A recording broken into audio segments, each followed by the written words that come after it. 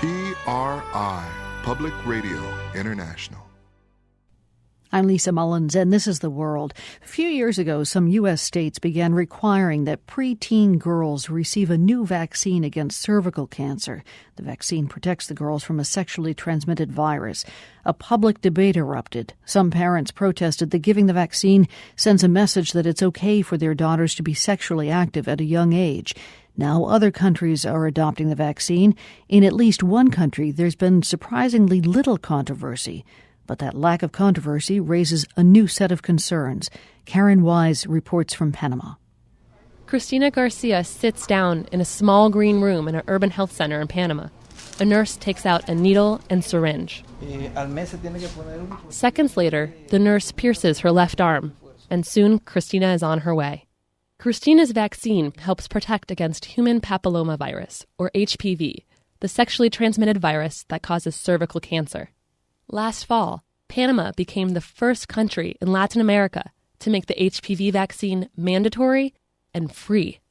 The government is vaccinating all girls when they turn 10 years old. Panama's Minister of Health, Rosario Turner, says women's health is a high priority for the government.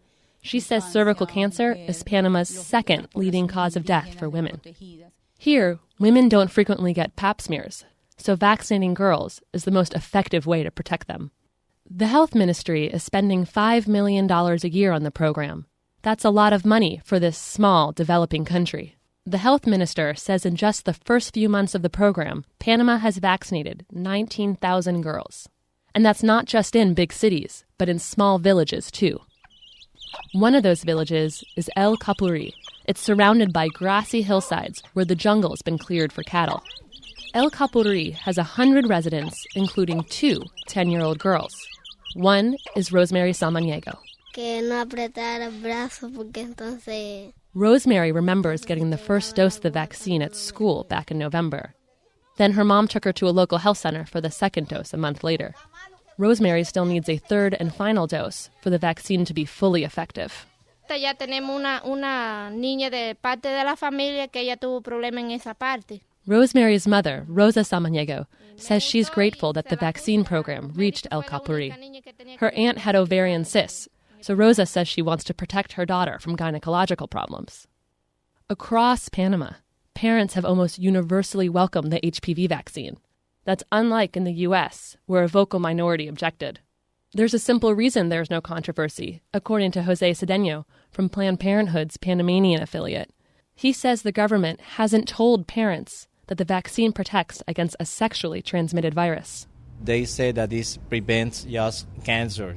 That message, that it's just a cancer vaccine, is central to how the government promotes the program on TV and radio. In this government public service announcement, a girl asks her parents to protect her future by vaccinating her against cancer. Papá, mamá, vacúname hoy para protegerme en el futuro. There's no mention of sex.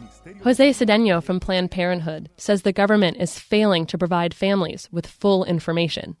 He says Panama has no national sex ed program, and the health ministry is squandering an opportunity to educate the public. People need to receive all the information and to take better decisions related with their sexuality. He points out that the vaccine isn't completely effective. It doesn't block the strains of HPV that cause about a third of cervical cancer.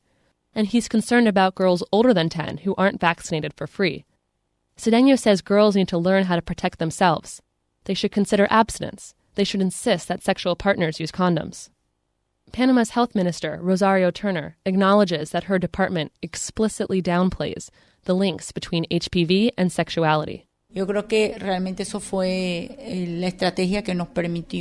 Turner says she saw the outcry over the HPV vaccine abroad and tried to avoid it by focusing only on cancer. In Panama, parents can be sensitive about discussing sexuality. Last fall, the government tried to introduce a comprehensive sex ed program in schools, but a huge debate ultimately crushed the effort.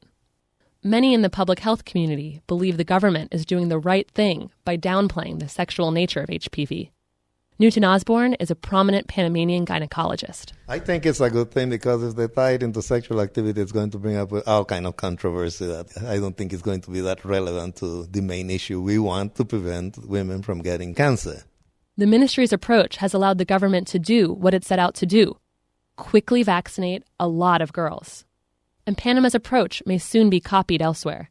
Mexico recently launched an HPV vaccination program in high-risk states. Authorities there are also promoting it as a cancer vaccine.